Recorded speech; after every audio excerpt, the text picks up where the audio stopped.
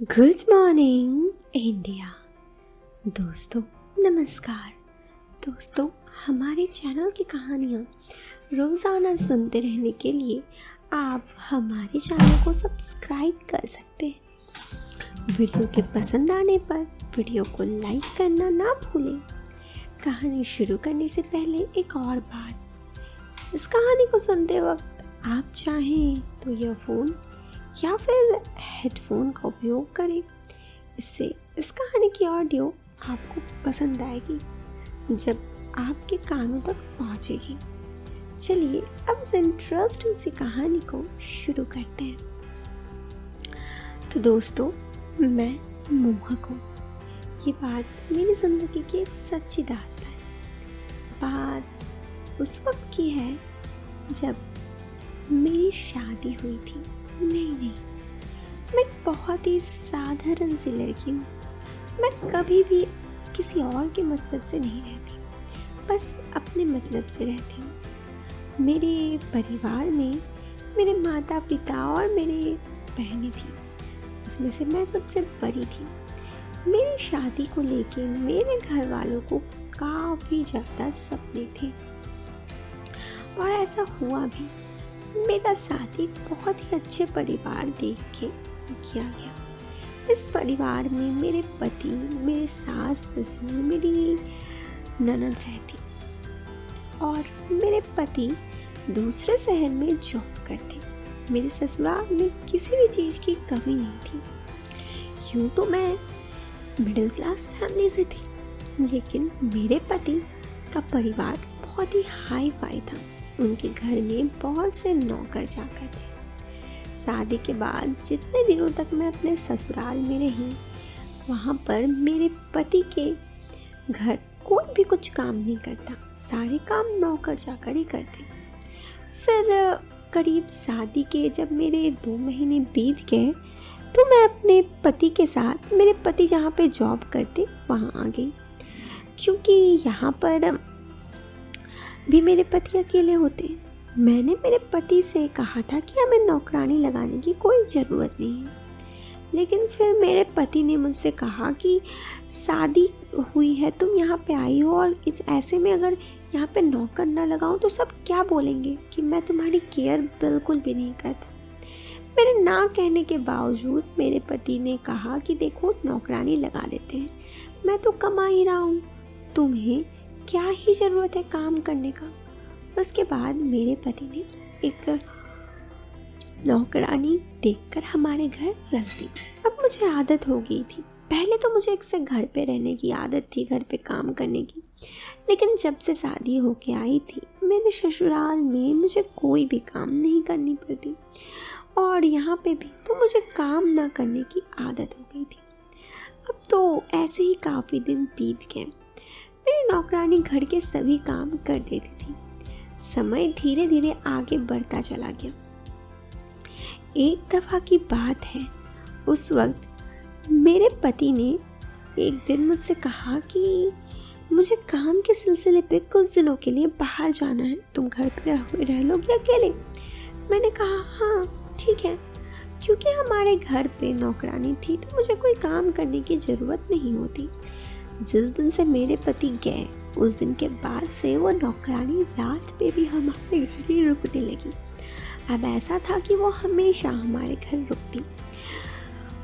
हमारा घर काफ़ी बड़ा था तो किसी के रुकने से कोई दिक्कत भी ना थी। समय आगे बढ़ता गया और वो नौकरानी हमारे घर ही रुकने लगी। ऐसे ही करीब मेरी शादी को 1 साल बीत गए और एक बार मेरी तबीयत खराब हुई। डॉक्टर आए और डॉक्टर ने कहा खुश हो जाइए, आपके घर नन्हा मेहमान आने वाला है। ये सुनकर मेरे पति तो काफ़ी ज़्यादा खुश हो गए।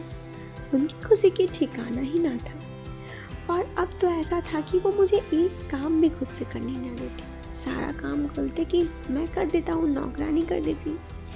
समय धीरे धीरे आगे बढ़ता गया। जब मैं 7 महीने की प्रेग्नेंट हुई तो मेरे पति के और मेरे ससुराल वालों के कहने से मैं अपने मायके आ गई। मुझे मेरे पति की थोड़ी चिंता ज़रूर होती, क्योंकि वो वहाँ पे अकेले थे। लेकिन बात ये थी कि वहाँ पे काम करने के लिए नौकरानी तो थी, तो उतना भी ज़्यादा दिल्लत नहीं होती। जब से मैं अपने मायके में आई थी तो मुझे थोड़ा बुरा भी लगता कि वहाँ पे मेरे पति अकेले हैं। काफ़ी दिनों तक ऐसे ही चलता रहा सब कुछ, और फिर धीरे धीरे वक्त बीतने के साथ मेरे पति का बर्ताव मेरे लिए बदलता चला गया। वो मुझे काफ़ी ज़्यादा इग्नोर भी करने लगे।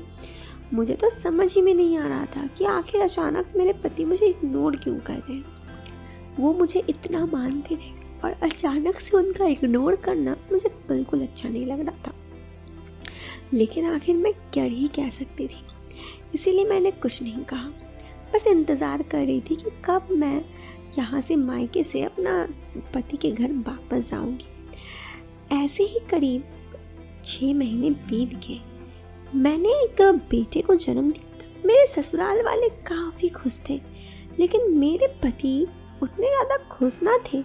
पता नहीं क्यों, मुझे तो लगा था वो काफ़ी खुश होंगे, लेकिन वो मुझसे एक बार भी मिलने को नहीं आए। हमेशा ये कहते कि काम की वजह से काफ़ी बिज़ी हूँ। मैं कहती नौकरानी काम कर रही है ना सही से, तो वो कहते हाँ नौकरानी तो बिल्कुल सही से काम करती है। मैं कई बार कहती कि अगर वो नौकरानी काम सही से नहीं करती है तो हम दूसरे काम वाली लगा देते हैं, लेकिन मेरे पति का कहना था कि वो नौकरानी काफ़ी अच्छे से काम करती है। धीरे धीरे वक्त बीतता गया और मेरे पति फाइनली बहुत दिनों के बाद मुझे अपने साथ अपने घर ले गए, मतलब जहाँ पे मेरे पति रहते थे। ऐसा लगा मानो कि ये घर मेरा है ही नहीं। घर इतनी साफ थी और सारा सामान बदल चुका था। मैंने मेरे पति से कहा ये सारे सामान किसने हटाए, तो मेरे पति ने कहा नौकरानी ने साफ किया है।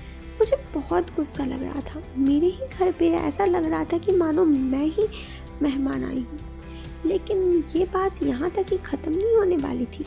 मुझे ऐसा प्रतीत हो रहा था कि ये नौकरानी जो है ना, वो बहुत ही ज़्यादा मतलब मेरे पति से क्लोज आ रही है। ये सब चीज़ों का बर्ताव मुझे बिल्कुल भी अच्छा नहीं लग रहा था।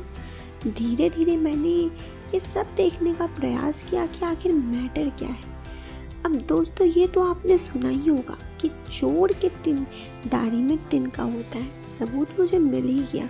वो नौकरानी मेरे पति को फंसाने का कोशिश की थी, और मेरे पति क्योंकि मैं नहीं मानूंगी और उनके डर से उसकी बातों पे आ गए थे। उस नौकरानी ने मेरे पति से काफ़ी सारे पैसे भी लिए थे। जब मुझे ये सब बातें पता चली तो मुझे बहुत बुरा भी लगा। मेरे पति इतनी मेहनत से काम करते और ऐसे में उनके साथ इतना बुरा हो रहा था, मैं क्या ही बोलूँ। फाइनली मैंने उस नौकरानी को मेरे घर से निकाल दिया और तब जाके मैंने चैन की सांस ली। इस कहानी के जरिए दोस्तों मैं आप लोगों को भी यही बोलना चाहती हूँ, कभी भी किसी को अपना हक छीनने मत दीजिए। तो कोई इंसान आपके परिवार को इस तरह से बर्बाद कर देगा, आपको पता ही नहीं चलेगा। इस बात को समझिए, सेफ रहिए, सावधान रहिए। वीडियो के पसंद आने पर आप इस वीडियो को लाइक और चैनल पे पहली बार आए हैं तो सब्सक्राइब करें। टिल देन मिलते हैं फिर एक नए वीडियो में। तब तक के लिए bye bye, take care, bye.